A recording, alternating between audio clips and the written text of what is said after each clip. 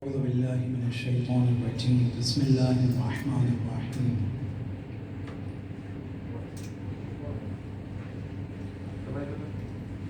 الحمد لله رب العالمين والعاقبة للمتقين والجنة للمؤمنين والنار للمشركين والكافرين والملحدين والمنافقين ثم الصلاة والسلام والتحية والإكرام على أشرف الأنبياء والمرسلين خاتم النبيين شفيع المذنبين أبي القاسم المصطفى محمد اللهم صل على محمد وآل محمد وعلى آل بيته الطيبين الطاهرين المعصومين المظلومين المنتجبين المنتخبين واللعنة الدائمة على أعدائهم أجمعين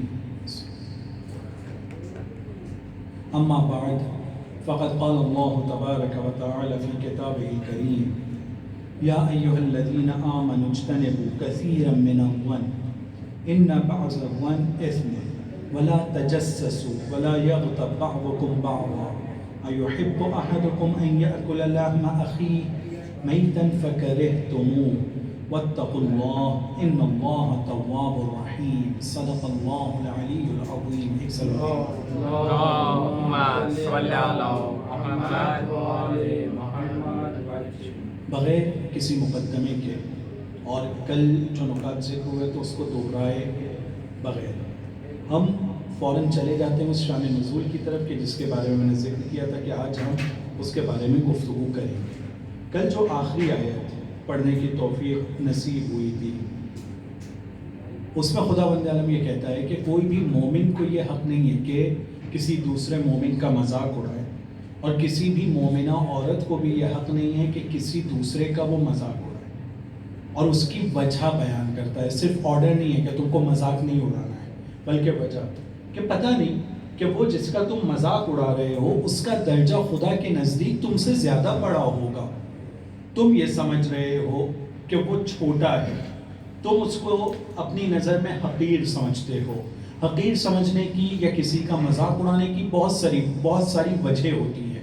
ایک آدمی اپنے آپ کو پیسے والا سمجھتا ہے, دوسرے کو غریب سمجھتا ہے. اپنے آپ کو پڑھا لکھا سمجھتا ہے, دوسرے کو جاہل سمجھتا ہے. اپنے آپ کو سمجھتا ہے کہ سوسائٹی کے اندر اس کی بات کی کوئی حیثیت اور کوئی وقعت ہے, سامنے والے کو بہت چھوٹا سمجھتا ہے.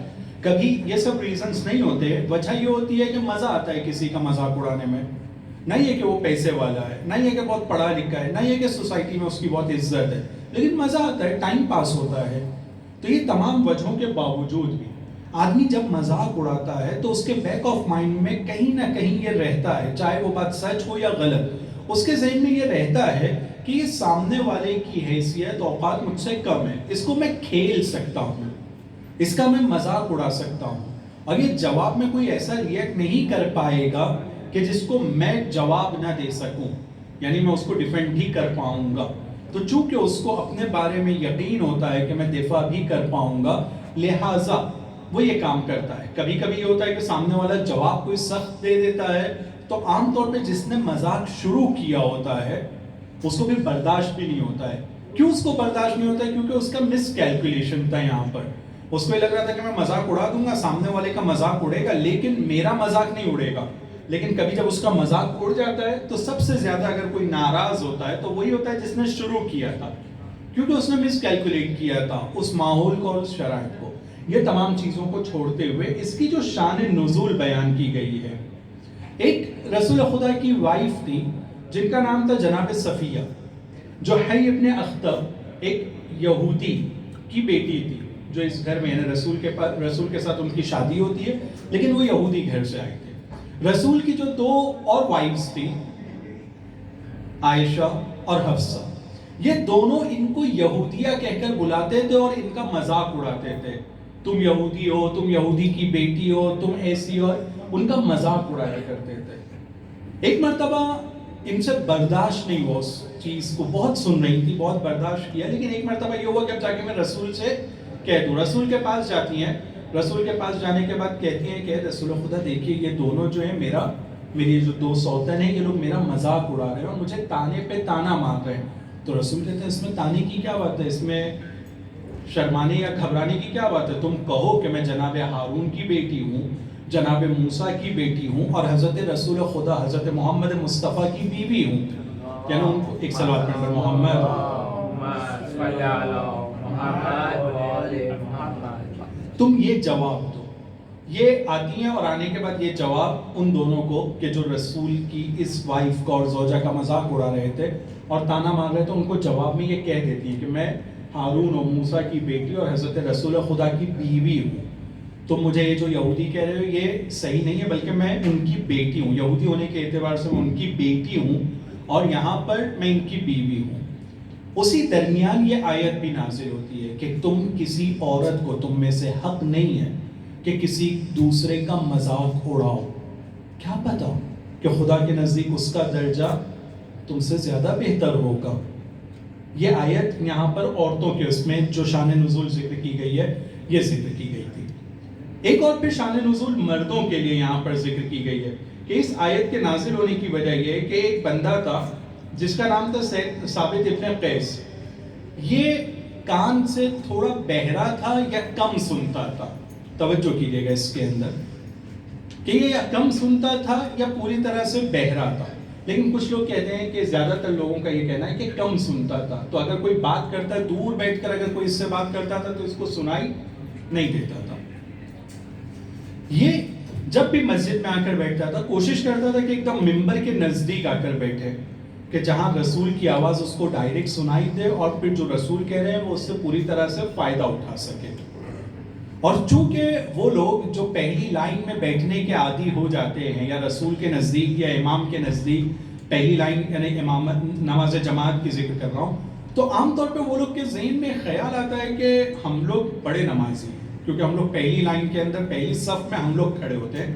ایسے عام طور پہ نمازیوں میں یہ خیال نہیں آتا، ہو سکتا ہے کہ کسی کو یہ خیال آئے. تو اس کو بھی یہ کہ ہمیشہ چونکہ ایک دم رسول کے نزدیک جا کر بیٹھتا تھا تو اس کو یہ لگنے لگا تھا کہ میں بھی ایک بڑا آدمی ہوں اور اس وجہ سے کہ میں رسول کے پاس بیٹھتا ہوں. یعنی اس کی وجہ آگے بیٹھنے کی یہ تھی کہ اس کو صحیح سنائی نہیں دیتا تھا تو اس کی وجہ سے وہ آگے بیٹھتا تھا. لیکن کچھ ٹائم میں اس کو یہ احساس بھی ہونے لگا کہ میں آگے بیٹھتا ہوں، اس کا مطلب میں خاص آدمی ہوں، لہٰذا مجھے وہاں جگہ ملتی ہے رسول کے پاس بیٹھنے کی. ایک دن وہ جب مسجد کی طرف آیا تو دیکھا رسول نے خطبہ شروع کر دیا، رسول نے اپنا بیان شروع کر دیا. رسول کے نزدیک سب اصحاب بیٹھ چکے ہیں اور وہ جو ہمیشہ اس کی ریزرو جگہ تھی وہ بھر گئی ہے. اب اس کے اوپر کوئی دوسرا بندہ بیٹھ گیا ہے. اس کو صحیح سنائی نہیں دیتا تھا. یہ اندر آتا ہے، آنے کے بعد کوشش کرتا ہے کہ وہ جو اس کی جگہ تھی وہاں تک کہ وہ کیسے بھی پہنچے، کسی بھی طرح سے اس کو پہنچنا ہے. تو اس بات کا خیال نہیں رکھ رہا ہے کہ کس کو پیر لگ رہا ہے، کس کو دھکا لگ رہا ہے، کس کو دبا رہا ہے. اس چیز کا خیال نہیں رکھ رہا تھا. وہ تیزی سے آگے بڑھنے کی کوشش کرتا ہے. جب آگے بڑھنے لگا تو ایک بندہ جو رسول کے نزدیک بیٹھا ہوا تھا اس بندے نے اس کو اشارہ کیا اور کہا کہ میں ابھی کمپیریٹیولی رسول سے زیادہ نزدیک بیٹھا ہوں، میں یہاں سے اٹھتا ہوں، تم یہاں پر آ کر بیٹھ جاؤ. اس کو اشارہ کیا یہاں پر آ کر بیٹھنے کے لیے. چونکہ اس کو سنائی نہیں دیتا تھا تو اس کو سمجھ میں نہیں آیا کہ اس نے کیا کہا. جیسے اس کو سمجھ میں نہیں آیا تو اس کو لگا کہ جو میں جا رہا ہوں بے دردی سے لوگوں کو دھکا مارتے ہوئے، اس کے اوپر یہ مجھے کچھ سکھانا چاہ رہا ہے. تو وہ اس کے اوپر بھڑکنے لگا کہ تو کون ہوتا ہے مجھے سکھانے والا، تم کو کیا ہے، تمہاری کیا حیثیت ہے، تم مجھے کیا سکھاؤ گے. یعنی اس طرح سے اس نے اس کو سخت جواب دیا. تو رسول اور دوسرے اصحاب جو وہاں پر موجود تھے ان لوگوں نے دیکھا کہ یہ بندہ اس کے لیے نیکی کرنا چاہ رہا تھا، اس کو اپنی جگہ پر بٹھانا چاہ رہا تھا. تو یہ والی آیت نازل ہوتی ہے کہ کوئی بھی تم میں سے کسی کے لیے یہ حق نہیں رکھتا ہے کہ وہ اس کا یا تو مذاق اڑائے یا اس کے بارے میں برا بھلا کہے. کیا پتا کہ وہ جس کے بارے میں تم برا بھلا کہہ رہے ہو یا جس کا تم مذاق اڑا رہے ہو اس کا درجہ خدا کی نظر میں تم سے زیادہ ہوگا. صرف پہلی لائن میں بیٹھنے سے یا روز رسول کے نزدیک بیٹھنے سے یہ سمجھنے لگنا کہ ہمارا درجہ بڑا ہو گیا، یہ غلط فہمی ہو سکتی ہے. یقیناً کچھ لوگ جو ظاہری طور پر رسول کے نزدیک تھے یقیناً وہ خدا کے بھی بہت نزدیک تھے، لیکن ضروری نہیں ہے جو ظاہری طور پر جتنے لوگ نزدیک ہیں سب خدا کے بھی نزدیک ہوں. لیکن یہ سمجھنے لگنا کہ میں اس کیٹیگری میں ہوں کہ اگر ظاہری طور پر بھی نزدیک ہوں تو یقیناً میں خدا کے نزدیک ہوں گا، یہ ممکن ہے کہ غلط فہمی ہوگی. ایک صلوات پڑھیں گے محمد وآل اللہم صلی علی محمد وآل محمد وعجل فرج. اب جب یہ آیتوں کی شان نزول ہو گئی تو میں بغیر کسی مقدمے کے اگلی آیت کی طرف جاتا ہوں، کیونکہ یہ اگلی آیت بھی بہت امپورٹنٹ ہے. کہتے ہیں یا ایھا الذین آمنوا اجتنبوا کثیرا من الظن ان بعض الظن اثم. اے لوگ، اے ایمان لانے والے لوگوں، اجتنبوا کثیرا من الظن، لوگوں کے بارے میں سوچنے سے زیادہ لوگوں کے بارے میں سوچنے سے پرہیز کرو. کیونکہ جب تم لوگوں کے بارے میں زیادہ سے زیادہ سوچو گے تو اس زیادہ سوچنے میں زیادہ تر، اس سوچنے کے اندر جو زیادہ تر پرسنٹ رہے گا وہ اسم ہے، گناہ ہو سکتا ہے. کیونکہ بہت سخت ہے کہ ہم لوگ لوگوں کے بارے میں بھی سوچیں اور زیادہ ان کے بارے میں اچھا سوچیں. یہ سخت کام ہے.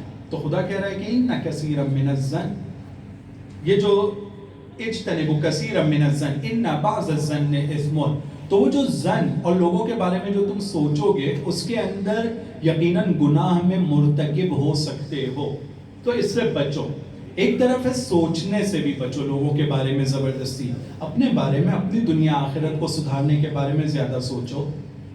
تمہاری اپنی زندگی کی طرف ہم سب کی ذمہ داری ہے کہ اپنی زندگی کی طرف پہلے توجہ کریں کہ ہماری زندگی میں کیا کیا مشکلات ہیں.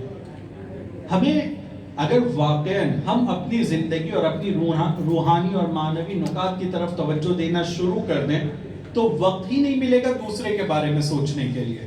لیکن اگر کوئی انسان دوسروں کے بارے میں سوچتا ہے کہ وہ کیا کر رہا ہے، کیوں کر رہا ہے، کہاں جا رہا ہے، کیسے جا رہا ہے، کس سے مل رہا ہے، کیا کر رہا ہوگا اور اس طرح کی باتیں، تو ان تمام باتوں کے پیچھے سب سے بڑا پرابلم یہ ہے کہ ہم لوگ اپنے بارے میں نہیں سوچتے ہیں. پھر آگے خدا کہتا ہے وَلَا تَجَسَّسُوا، اور کسی کی ٹوہ میں بھی مت لگو. ٹوہ میں لگنا یعنی اپنی انفرادی زندگی میں، اپنی فیملی کی زندگی میں، یا ایک بندہ اپنی شخصی زندگی کے اندر کیا کرتا ہے کیا نہیں کرتا ہے، اس سے تمہیں کیا مطلب ہے؟ کیوں اس کی جاسوسی کر رہے ہو؟ کیوں اس کے گھر کے اندر نظر ڈالنا اور پوچھنا ہے کہ گھر میں کیا پکا، کیا کھایا، کیوں یہ کیا، کیوں یہ نہیں کیا، بچے کے ساتھ ایسا کیوں، اس کے ساتھ ویسا کیوں؟ کیا ضرورت ہے یہ سب کام کرنے کی؟ وَلَا تَجَسَّسُوا، جاسوسی نہیں کرنا ہے. وَلَا يَغْتَبْ بَعْضُكُمْ بَعْضًا، اور ایک دوسرے کے پیچھے کسی کی برائی بھی نہیں کرنا ہے. اگر اس کے اندر پائی جاتی ہے تب بھی، اگر نہیں پائی جاتی ہے تو وہ تو غیبت نہیں ہے، وہ تو بہتان ہے، وہ تو کرنا ہی نہیں ہے. اور اگر کسی کے اندر ایک برائی پائی بھی جاتی ہے تو اس کے پیٹھ کے پیچھے اس کی بات کو نہیں ذکر کرنا ہے. أَيُحِبُّ أَحَدُكُمْ أَن يَأْكُلَ لَحْمَ أَخِيهِ مَيْتًا فَكَرِهْتُمُوهُ، کیا تم میں سے کوئی یہ چاہتا ہے، پسند کرے گا کہ اپنے مردہ بھائی کا گوشت کھائے؟ یقیناً تم میں سے کوئی بھی اس کو پسند نہیں کرے گا. وَاتَّقُوا اللَّهَ، اللہ کا تقوی اختیار کرو. إِنَّ اللَّهَ تَوَّابٌ رَحِيمٌ، بے شک خدا توبہ قبول کرنے والا اور مہربان ہے. اس آیت کے اندر جتنی بھی جز تھے آیت کے، اس کے بارے میں الگ الگ شان نزول کو ذکر کیا گیا ہے، الگ الگ واقعات کو ذکر کیا گیا ہے. کہ جو تجسس کے لیے جو کہا گیا کہ وَلَا تَجَسَّسُوا، کہ کسی کی جاسوسی مت کرو، اس کے لیے جو واقعات ذکر کیے ہیں وہ الگ طریقے سے. لَا يَغْتَبْ بَعْضُكُمْ بَعْضًا کے لیے ایک الگ واقعے کو. لیکن ان شارٹ اگر یہ ذکر کیا جائے کہ یہ سماج کے اندر ایک ایسا مرض ہے، ایک ایسی بیماری ہے، یہ جو نکات ذکر ہوئے ہیں، کہ ہم میں سے کوئی بھی اس سے آسانی سے نہیں بچ سکتا ہے. کوئی کم اس میں مبتلا ہے، کوئی زیادہ مبتلا ہوگا، کوئی بہت زیادہ مبتلا ہے، اور یقیناً زیادہ تر لوگ انشاءاللہ یہاں موجود بہت کم مبتلا ہوں گے. لیکن مبتلا ہوتے ہیں، کم و زیاد ہے اس کے اندر. لیکن پوری طرح سے یہ کہنا کہ نہیں اس سے میں ایک یہ والا گناہ میرے نزدیک بھی نہیں ہے، شاید یہ اپنے آپ کو دھوکہ دینے جیسا ہوگا. خاص طور پہ پہلا گناہ کہ لوگوں کے بارے میں سوچنا، یا یہ کہ ایک انسان سب کچھ چھوڑ چھاڑ دے، پہاڑوں کے اوپر چلا جائے اور سوسائٹی کے اندر نہ رہے، سوسائٹی سے اور کمیونٹی سے اس کا کوئی مطلب نہ ہو، کہ جو اسلام کی تعلیم کے مخالف ہے. اسلام اس کو قبول نہیں کرتا ہے. اسلام کہتا ہے کہ لوگوں کے درمیان رہنا چاہیے، جو چیزیں حلال ہیں ان سے لذت بھی لینا چاہیے، اور لوگوں کے درمیان ہمارا رابطہ مضبوط ہونا چاہیے. کل میں نے اس کی طرف اشارہ کرتے ہوئے رسول خدا کے ان 30 نکات میں سے جو مومن کا حق دوسرے مومن پر بنتا ہے، اس میں سے تقریباً 15 یا 17 کو کل میں نے آپ کی خدمت میں ذکر بھی کیا تھا. یعنی اسلام یہ چاہتا ہے کہ ہمارا رابطہ دوسروں کے ساتھ کل کے مقابلے میں آج زیادہ مضبوط ہونا چاہیے، کل کے جیسا بھی نہیں ہونا چاہیے، رابطہ مضبوط ہونا چاہیے ایک دوسرے کی مدد اور کام آنے کے لیے۔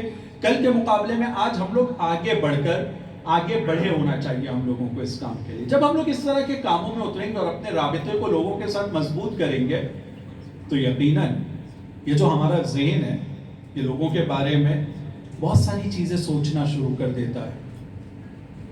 پھر یہاں پر ہم لوگوں کے ایمان کا امتحان ہے کہ یہاں پر ہم اپنے ذہن کی لگام شیطان کے ہاتھ میں دیتے ہیں یا رحمان کے ہاتھ میں دیتے ہیں۔ ہمارا ذہن اور اس کے ساتھ شیطان کھیلے گا یا ہم اپنے ذہن کے اوپر کنٹرول رکھتے ہوئے جیسا خدا نے حکم کیا ہے ویسا سوچنے کی کوشش کریں گے، ہم اس پر کنٹرول رکھیں۔ ذہن ایک ایسی چیز ہے اور اس میں اتنی طاقت ہے کہ ایک سیکنڈ کے اندر بہت ساری چیزوں کو یہ اینالائز بھی کر سکتا ہے اور اس کے بعد میں اپنا ریزلٹ بھی لا کر ہم کو دے سکتا ہے، لیکن وہ ایک تھوڑی سی دیر کے اندر، 1 سیکنڈ، 10 سیکنڈ، 1 منٹ کے اندر وہ جو ریزلٹ دیتا ہے دوسروں کے بارے میں، قضاوت کرواتا ہے ہم لوگوں سے۔ خدا کہتا ہے اِنَّ بَعْضَ الظَّنِّ اِثْمٌ، ممکن ہے کہ جو تم نے لوگوں کے بارے میں سوچا ہے وہ گناہ کر رہے ہو تم۔ تو ظاہری طور پہ ذہن ہے جو اندر سوچ رہا ہے، وہ قضاوت کر رہا ہے، تو ایسا نہیں ہے کہ یہ سوچنا اور اس سے ہماری زندگی کے اوپر اس کا کوئی اثر نہیں پڑے گا۔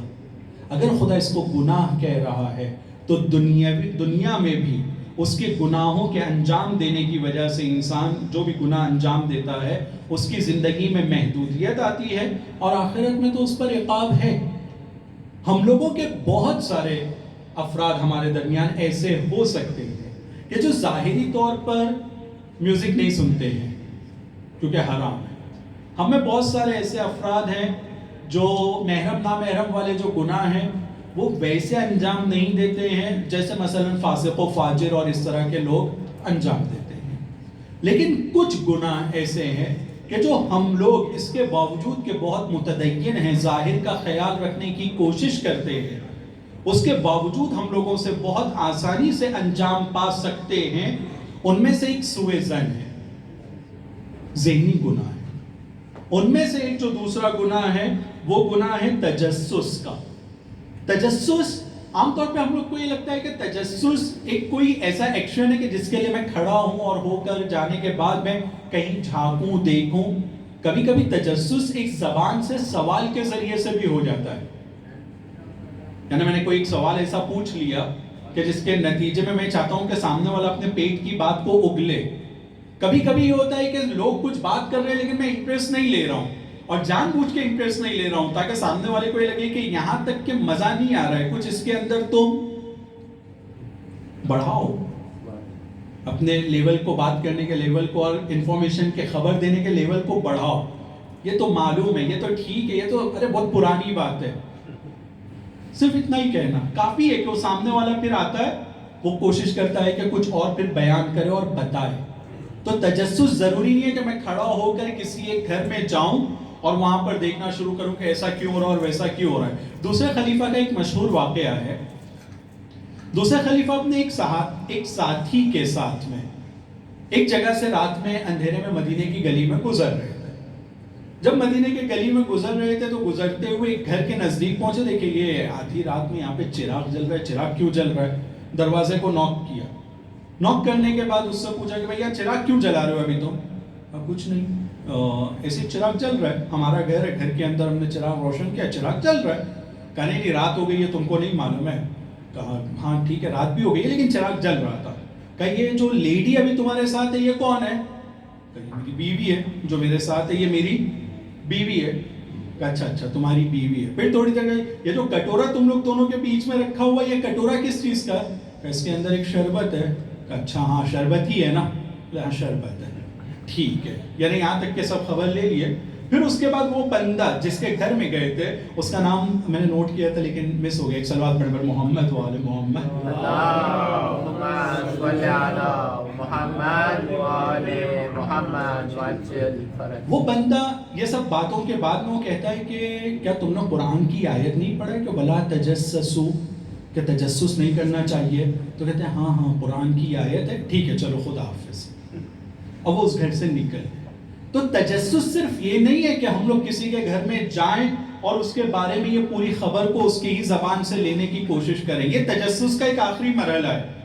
اس کے لیے بہت زیادہ ڈیرنگ چاہیے کہ یہ سب ایک آدمی جا کر یہ کام کرے، اور ہم لوگ جانتے ہیں کہ ہم لوگوں میں اگر ہوگی بھی اتنی ڈیرنگ تو سامنے والے کے اوپر اتنا دبدبا ہمارا نہیں ہے کہ وہ سب اس طرح سے ہم کو جواب بھی دے کے آخر میں کہے گا تم سے کیا مطلب ہے، اپنے کام سے کام رکھو۔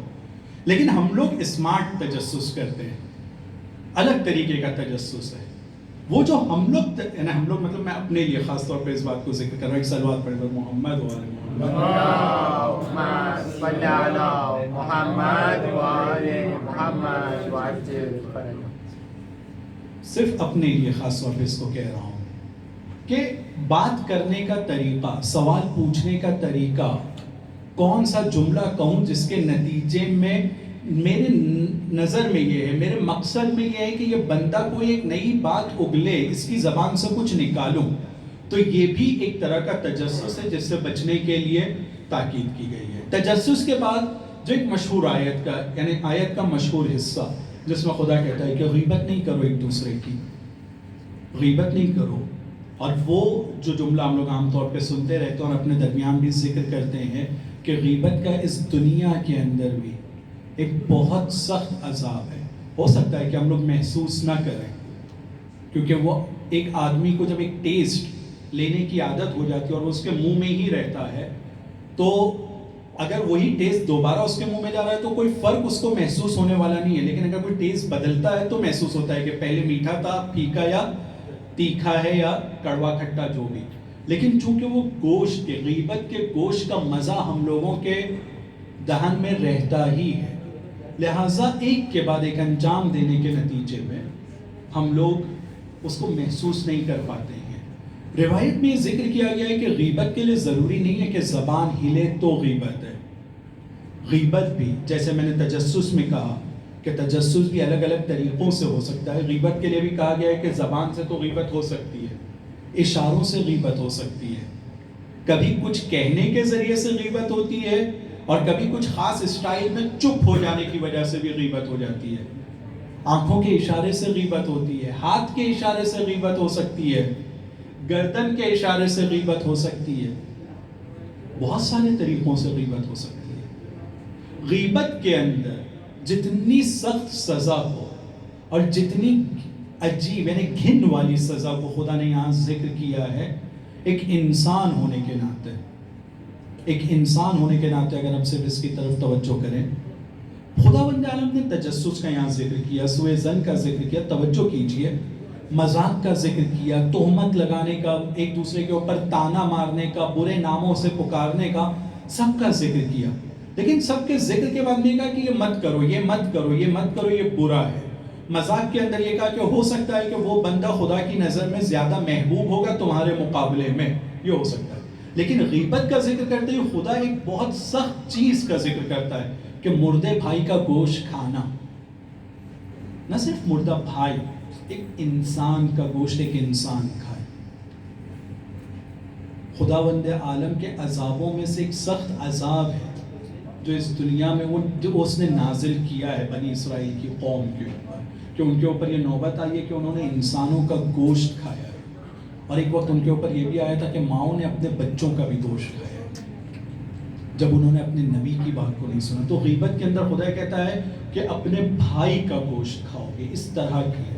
اور پھر روایتوں میں ملتا ہے کہ رسول خدا کے پاس دو لوگ آتے ہیں، اور وہ رسول خدا سے پہلے انہوں نے رسول کے کسی صحابی سے ذکر کیا تھا کہ ہم لوگ کے پاس کھانے کے لیے کچھ نہیں ہے، اتفاق سے اس صحابی کے پاس بھی کچھ دینے کے لیے نہیں تھا کہ وہ مدد کر سکے۔ یہ لوگ پھر رسول کے پاس آتے ہیں، جب رسول کے پاس آتے ہیں، رسول کے پاس آ کر کہتے ہیں کہ رسول اللہ ہمارے پاس کھانے کے لیے کچھ نہیں ہے، کھانے پینے کا کچھ انتظام کیجیے۔ تو رسول کہتے ہیں کہ میں تمہارے دانتوں کے درمیان ہرا گوشت دیکھ رہا ہوں۔ جب گوشت دانتوں میں پھنس جاتا ہے اور کچھ دیر رہتا ہے تو اس کے بعد وہ جو ایک طرح سے اس کے اندر بدبو آتی ہے اور پھسائن جیسا ہو جاتا ہے تو وہ ہرا قسم کا ہو جاتا ہے۔ میں تمہارے دانتوں کے درمیان گوشت دیکھ رہا ہوں ہرا قسم کا۔ تو لوگ تعجب سے کہتے ہیں گوشت ہم نے تو آج کچھ کھایا ہی نہیں ہے، ہمارے دانتوں میں گوشت کا میں دیکھ رہا ہوں کہ تمہارے دانتوں میں سلمان فارسی کا گوشت ہے۔ तुमने उसकी गीबत किया है। जैसे ही उन लोगों ने ये सुना तो एक रिवायत, यानी मैंने दूसरी जगह इसको देखने की कोशिश की, लेकिन एक किताब में यहाँ तक के मिला था कि वो लोगों ने अपने दांतों के दरमियान से निकाल कर देखा भी था कि गोश्त है। यानी कि सिर्फ रसूल के सामने इस तरह से वाक़या हुआ, लेकिन बताना ये चाह रहा हूँ और इस वाक़े को नक़ल करने का मकसद ये है कि इस गुनाह को जिक्र करते ही खुदावंद आलम उसका जो सख्त असर है इस दुनिया में उसको भी यहाँ फौरन जिक्र कर रहा है। और फिर आखिर में कहता है वत्तकुल्लाह। इस सूरे के अंदर कई मरतबा वत्तकुल्लाह का कलमा आया है कि तक़वाए इलाही इख्तियार करो, तक़वाए इलाही इख्तियार करो। तक़वाए इलाही एक मरतबा गीबत से बचने का नाम नहीं है। ऐसी आदत बना लो कि किसी भी हाल में गीबत अंजाम ना पाए। ऐसी आदत बना लो कि तजस्सुस ना हो। ऐसी आदत बना लो कि किसी भी हालत में ज़हन तुम्हारे कंट्रोल से खारिज ना होने पाए। फिर अगली आयत में खुदावंद आलम इरशाद फरमाता है या अय्युहन नास। इस आयत के बारे में उलमा ये कहते हैं कि खुदा की तरफ से बेहतरीन आयत इंसान और इंसानियत को समझाने के लिए है। इंसानों के दरमियान जो अलग अलग टाइप की कैटेगरीज हैं, इंसानों के दरमियान जो अलग अलग टाइप के लोग हैं, रंग हैं, मिजाज हैं, ज़बानें हैं, उसको इससे बेहतर अंदाज में नहीं समझाया जा सकता है। खुदा कहता है कि या अय्युहन नास इन्ना खलकनाकुम मिन ज़करिन व उन्सा। ए लोगों, हमने तुमको आदमी और औरत की सूरत में खल्क किया है। व जअलनाकुम शुऊबन व क़बाइला लितआरफू। अगर हमने तुमको अलग अलग ट्राइब्स और कबीलों में बनाया है तो ये लितआरफू, इसलिए ताकि एक दूसरे को पहचान सको। इन्ना अक्रमकुम इंदल्लाहि अत्क़ाकुम। तुम में कोई न सिर्फ मर्द होने की वजह से, कोई न सिर्फ औरत होने की वजह से, कोई न सिर्फ किसी एक खास कबीले में पैदा होने की वजह से, खुदा की नज़र में कोई भी मोहतरम नहीं है। इन्ना अक्रमकुम इंदल्लाहि अत्क़ाकुम। तुम में सबसे ज़्यादा खुदा की नज़र में मोहतरम और खुदा की बारगाह में नज़दीक वो होगा जो तुम में सबसे ज़्यादा मुत्तकी और परहेज़गार होगा। इन्नल्लाह अलीमुन खबीर। बेशक अल्लाह जानने वाला और हर चीज़ की खबर रखने वाला है। यहाँ पर बहुत सारे, यानी इस आयत की तफसीर में बहुत सारे कॉन्सेप्ट्स को क्लियर किया जा सकता है और बहुत सारे सवालों का यहाँ पर जवाब दिया जा सकता है। यानी मसलन हम लोगों के यहाँ मर्द सालारी का मसला, जन सालारी यानी फेमिनिज्म का मसला, या मर्दों की हुकूमत का, ये कि फैमिली के अंदर किसकी हुकूमत और कैसी हुकूमत होना चाहिए, हम लोगों का रवैया अपनी वाइफ के साथ में, हम लोगों की नज़र अपने बाप के बारे में और अपनी माँ के बारे में, हम लोगों का देखने का तरीका, अपने बेटे को अपनी बेटी को देखने का तरीका, अपनी बहन के साथ हमारा राबिता। ये अलग बात है कि जिस समाज से हम बिलोंग करते हैं और जहाँ से हम आते हैं उस समाज के अंदर हालात कुछ ऐसे हैं कि वहाँ पर औरतों को नंग और एक शर्म की चीज़ समझा जाता है हमारे समाज के अंदर। और ये कोई नई बात नहीं है, हम सब जानते हैं। जिस तरह से जाहिलियत के ज़माने में ये होता था कि अगर किसी को पता चलता था कि उसके घर में बेटी पैदा हुई है तो वो अपने आप को इस तरह से समझता था कि वो किसी के सामने मुंह दिखाने के काबिल नहीं है। तो हमारा समाज भी आज हमारा समाज भी उसी तरह का समाज है। तो चूंकि हम उस समाज से आते हैं तो हमारे समाज की वजह से और इन्वायरमेंट की वजह से, हमारे सीरियल्स और टीवी की वजह से, हमारे माहौल की वजह से बहुत सारी जगहों पर हमारा रवैया भी अपनी फैमिली के साथ मुतासिर उस रवैये से जो इस्लाम की तालीम नहीं है। आज ऐसे ही जब इस आयत की रोशनी में, इससे पहले भी देखा था लेकिन आज ऐसे ही देख रहा था कि कुछ सर्वेज और जो रिपोर्ट्स है इंडिया के अंदर, उसके बारे में कुछ और नई चीज़ को देखो। मसलन एक चीज़ मिली बहुत दर्दनाक थी कि अगर एक घर के अंदर एक बेटा है, एक बेटी है, वायरल का ज़माना है, बेटे की भी तबीयत ख़राब है, बेटी की भी तबीयत ख़राब है, तो हिंदुस्तान में एक बड़ी आबादी जितना बेटे के इलाज में खर्च करती है उसका आधा भी बेटी के इलाज में खर्च नहीं करती है, क्योंकि बेटा बड़ा होगा कमा के हमको ला कर देगा। बेटी वहाँ पे सिर्फ पैसा स्पेंड हो रहा है, इन्वेस्ट हो रहा है, यानी वहाँ पे सिर्फ पैसा खर्च हो रहा है, यहाँ पर हमको रिटर्न मिलेगा। तो बेटी के लिए हमारे समाज के अंदर ये चीज़ पाई जाती है आज भी। स्कूल اگر میں اپنے 2 بچے ہیں، ان 2 بچوں میں سے دونوں کو اگر اچھی اسکول میں نہیں پڑھا سکتا ہوں تو یہ کوشش کی جاتی ہے کہ صرف بیٹے کو اچھی پڑھائی دی جائے اور بیٹی کو نہ بھی ہوئی پڑھائی تو کوئی بات نہیں، اور اگر ہوتی بھی ہے تو ایک چھوٹی موٹی اسکول میں صرف نام کے لیے ایڈمیشن کرا دینا ہے تاکہ ایک آ جائے کہ ہاں میرے بچے بھی پڑھنے جاتے ہیں۔ ایک یہ سماج سے ہم لوگ آتے ہیں، ایک ایسے سماج سے کہ جہاں یہ بہت ساری چیزیں ہیں، جہاں عورتوں کے بارے میں، خواتین کے بارے میں جو سوچ ہے وہ صرف کھلونا بھی نہیں، معاذ اللہ، اس سے بھی گئی گزری سوچ ہے اس سماج کے اندر عورتوں کے بارے میں اور خواتین کے بارے میں۔ تو یقیناً جس سماج میں انسان رہتا ہے اس کا اثر اس کے اوپر بھی آتا ہے۔ تو کبھی ہم دیکھتے ہیں کہ ہم اپنی بیوی سے بلند آواز سے بات کرتے ہیں، خدا نہ کرے کچھ جگہوں پر ہاتھ اٹھانے کی بیماری اور مشکل ہے، کچھ جگہوں پر بچوں کے سامنے اپنی بیوی کی یعنی بچوں کی ماں کی انسلٹ کرنے کی تو یہ تمام چیزیں دیکھنا ہوگا کہ یہ کہاں سے ہم لوگوں میں آئی ہے، تو وہاں پر اس کو بند کرنا ہوگا اور اس جانب متوجہ ہونا ہوگا جو خدا کہتا ہے، اِنَّا خَلَقْنَاكُم مِّن ذَكَرٍ وَأُنثَىٰ۔ یہ مرد اور عورت جو ہم نے بنایا ہے یہ صرف تعارف کے لیے، ایک دوسرے کو پہچان کے لیے، اور یہ سسٹم اور کائنات کو چلانے کے لیے ہے۔ تم میں اچھا وہ ہے جو جتنا زیادہ متقی اور پرہیزگار ہوگا۔ یہ الگ بات ہے کہ دونوں کی صلاحیتیں بھی الگ رکھا ہے خدا نے تاکہ دنیا آگے بڑھ سکے اور چل سکے۔ ظاہری طور پر یہ فرق ہے، یہ جسمانی فرق ہے، لیکن روحانی اعتبار سے، ایمان کو قبول کرنے کے اعتبار سے، اعتقاد کو حاصل کرنے کے حساب سے، خدا کے نزدیک ہونے کے حساب سے، بچوں کا خیال رکھنے کے حساب سے، ان کی تربیت کرنے کے حساب سے، اور دوسری بہت ساری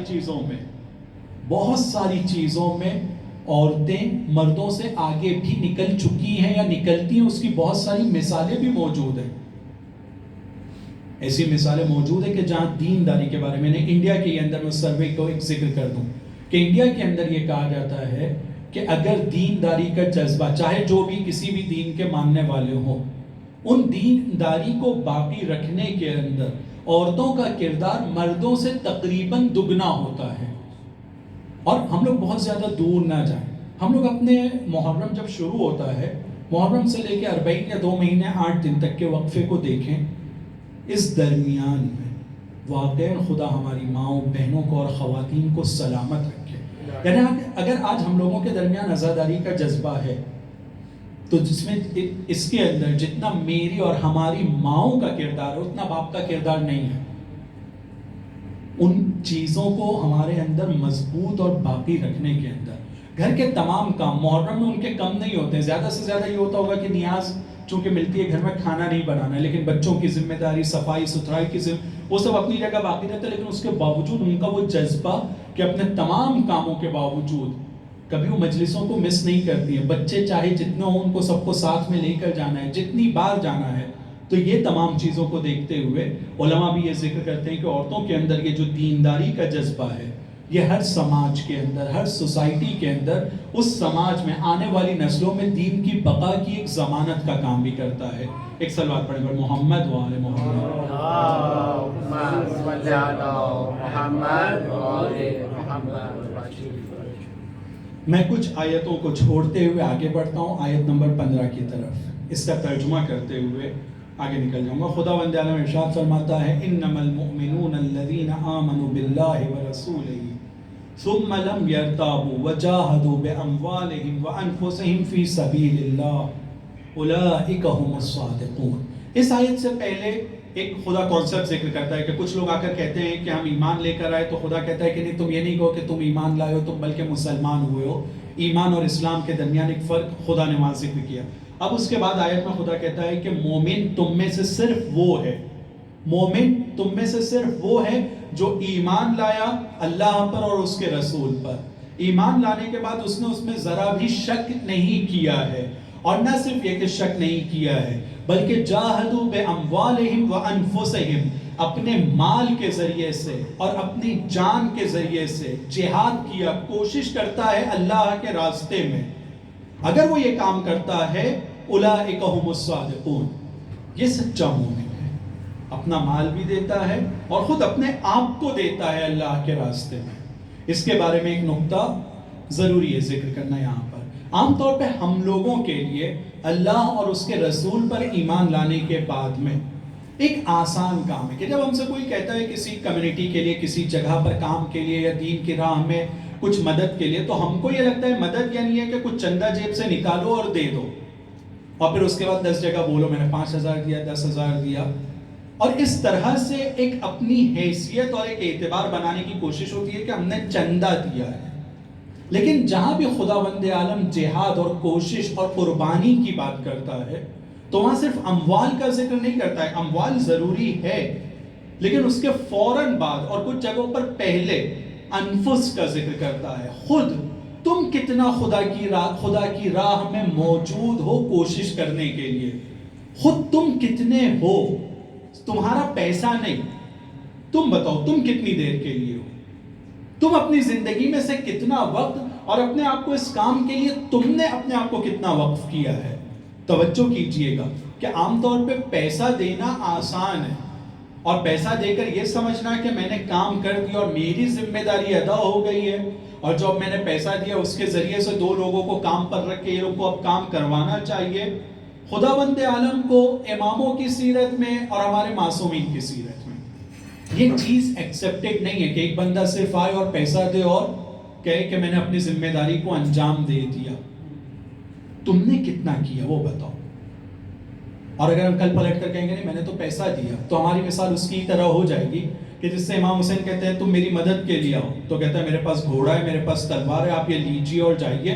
اور پھر اس کے بعد صرف یہی نہیں کہتا کہ گھوڑا اور تلوار ہے، بلکہ کہتا ہے کہ جس جنگ میں بھی یہ گھوڑا اور تلوار گیا ہے وہ جنگ میں وہ ہارا نہیں ہے۔ یعنی انڈائریکٹ وہ امام کو میسج بھی دینا چاہ رہے ہیں کہ جو آپ شہادت کی بات کر رہے ہیں اور مرنے کی، یہ سب ہوگا ہی نہیں، آپ لے کر جائیے اور آپ زندہ بچ کے آئیں گے۔ امام کہتے ہیں نہ مجھے تیرے گھوڑے کی ضرورت ہے نہ تیری تلوار کی ضرورت ہے، تم آ رہے ہو یا نہیں آ رہے ہو، یہ زیادہ امپورٹنٹ ہے۔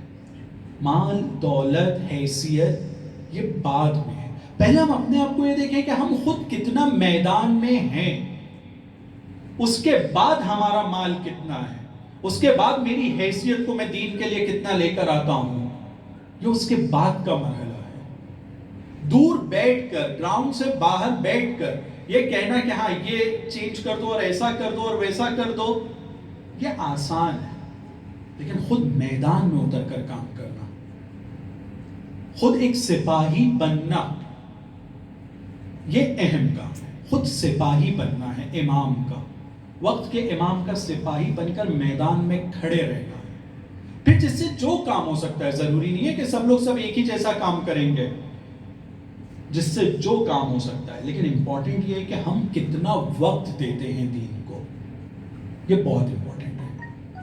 یقیناً ہم لوگ سب لوگ اس بات کو جانتے ہیں، جس کمیونٹی سے بھی بلانگ کرتے ہیں اور جن لوگوں کے ساتھ رہتے ہیں گفتگو ہوتی ہے، چاہے اپنا کام چل رہا ہو یا نہ چل رہا ہو، سیزن ہو یا نہ ہو، ہم لوگ آفس میں جا کر بیٹھتے ہیں یا نہیں بیٹھتے ہیں؟ بیٹھتے ہیں۔ کیوں آفس میں جا کر بیٹھتے ہیں؟ یا ایز اے اسٹوڈنٹ اگر ہم لوگوں کی کلاسز نہیں بھی چل رہی ہے تو ہم لوگ لائبریری میں جا کر بیٹھنا، ہم لوگوں کے علماء اور استاد بھی کہتے ہیں کہ ضروری ہے، لائبریری میں تو کم سے کم جا کر بیٹھو، گھر میں مت پڑھے رہو، کیونکہ تمہارا کام پڑھنا لکھنا ہے تو لائبریری میں جا کر بیٹھو۔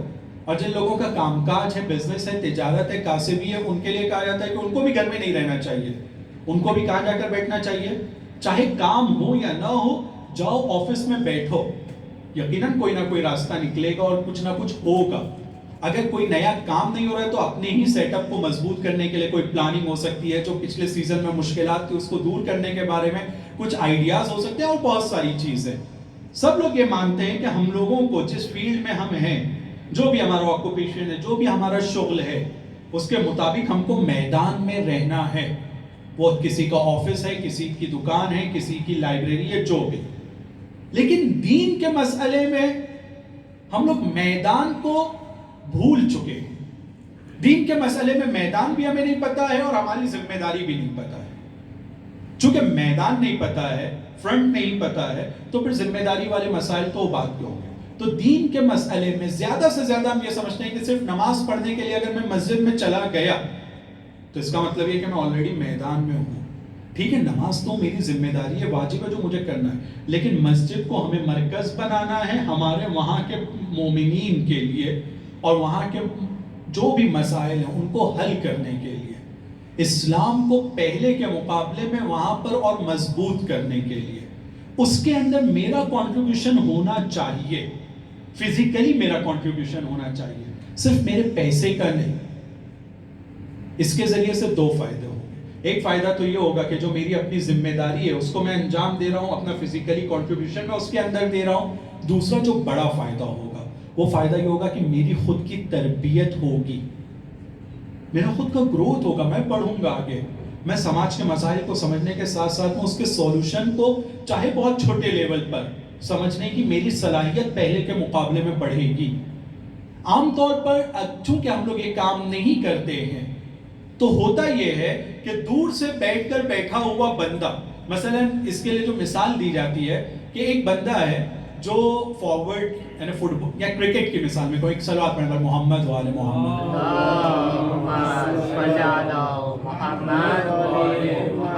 ایک بہت فاسٹ بالر نے بال ڈالا، بیٹسمین سے کٹ لگتا ہے، سلپ کے اوپر کیچ ہو جاتا ہے۔ ٹی وی کے اوپر بیٹھ کر یہ بولنا کہ کوہلی کو ایسے نہیں ایسے اگر کھیلتا تو یہ کٹ نہیں لگتا اور یہ کیچ نہیں ہوتا، ٹی وی کے اوپر یہ بیٹھ کر بولنا یہ بہت آسان بات ہے کہ کوہلی کو ایسا شاٹ نہیں کھیلنا چاہیے تھا، آؤٹ نہیں ہوتا، ایسا کھیلتا، یہ والی بال کو ایسا کھیلنا چاہیے تھا، یہ آسان ہے بولنا۔ لیکن وہاں پر میدان میں اتر کے اس کی جگہ پر بیٹ پکڑنا اور 140 45 50 کلومیٹر کی رفتار سے جو بال آ رہی ہے اس کے سامنے کھڑے رہنے کے لیے جگر چاہیے۔ علامہ اقبال کا ایک مشہور واقعہ ہے کہ ایک بہت بڑا پروگرام آرگنائز کیا گیا تھا اس زمانے میں، 1908 کا یا 1909 کا واقعہ ہے کہ ایک بہت بڑا کشتی لڑنے والا بندہ یورپ کی کسی کنٹری میں کشتی لڑ کر آیا اور لڑ کے آنے کے بعد اس کو ایوارڈ ملتا ہے کہ یہ چیمپئن آف چیمپئنز ہے، یعنی قہرمان قہرمانان، ایک بہت بڑا دلیر ہے، اب اس سے زیادہ طاقتور اور اس سے زیادہ پاورفل ادھر کوئی ہے ہی نہیں، سب سے زیادہ طاقتور انسان دنیا کا یہ، کیونکہ اس نے وہ کشتی کے اس میدان میں ایک بہت بڑے پہلوان کو شکست دے دی اور یہاں پر آیا ہے، اور اس کے آنر میں اس کے افتخار میں ایک تقریب کو ایک پروگرام کو رکھا گیا تھا۔ اور جب یہ رکھا گیا تو اس پروگرام کے اندر کچھ لوگ اس کے جانے سے پہلے یعنی وہ اسٹیج کے اوپر جاتا ہے، جانے کے بعد اس طرح کی بات کر رہے تھے، کتنا اچھا بندہ ہے، اس نے مسلمانوں کے نام کو روشن کیا، یہاں بہت سارے علماء ہیں جو یہ کام، ان کی ذمہ داری تھی، ان کو یہ کام کرنا چاہیے تھا، ایسے ہونا چاہیے تھا، ویسا نہیں۔ کچھ لوگوں نے کریٹیسائز کیا اور انتقاد کیا اور کہا کہ جو کام علماء کو کرنا چاہیے مسلمانوں کا نام روشن کرنے کا، وہ کشتی لڑنے والا بھی مسلمان تھا، تو وہ کام کون کر کے آ رہا ہے؟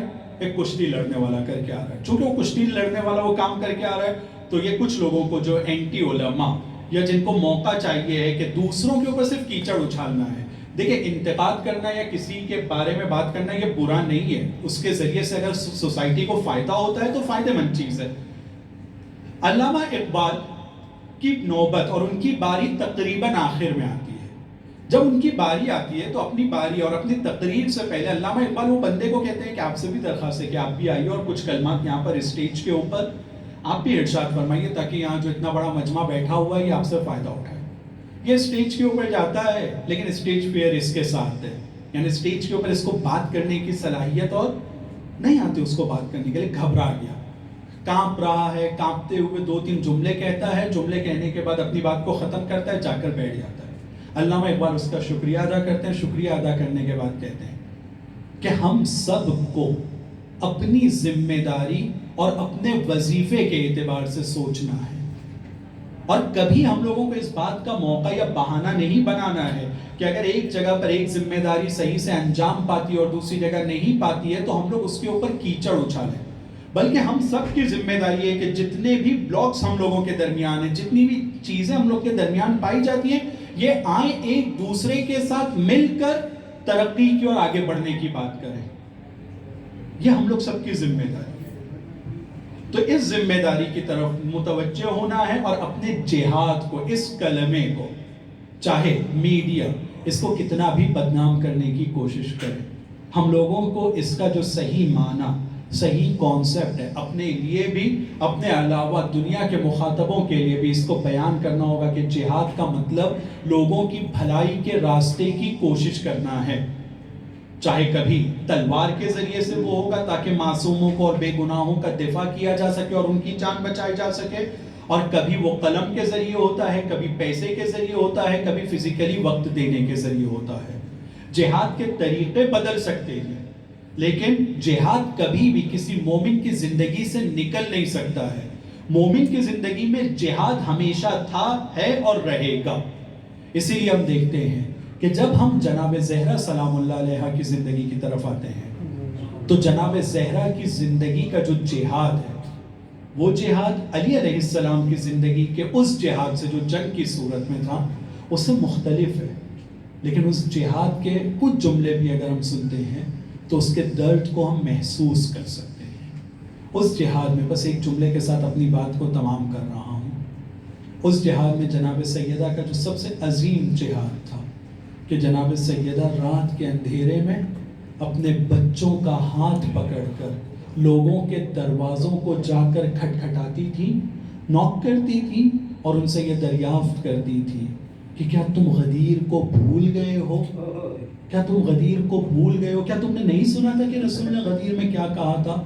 اور اس جہاد کے یعنی وہ جہاد کا نتیجہ تھا جس کے بارے میں کہتے ہیں کہ جناب سیدہ پر جو مظالم کا سلسلہ ڈھایا گیا تھا اور جناب سیدہ کو جو مدینے سے باہر بیت الاحزان کی طرف جانے کے لیے مجبور کیا گیا تھا، اس کی وجہ ایک عالم کی زبانی میں نے یہ سنا، انہوں نے ذکر کیا کہ اس کی وجہ یہ تھی کیونکہ کوئی مدینے کا گھر ایسا نہیں تھا جس کے ساتھ جا کر جناب زہرا نے اتمام حجت نہ کی ہو، چونکہ تمام دروازوں کو کھٹکھٹا چکی تھی، تو اب کوئی بھی یہ نہیں چاہتا تھا کہ زہرا ان کے درمیان اور نزدیک رہیں تاکہ ان کو اور زیادہ شرمندگی کا احساس ہو۔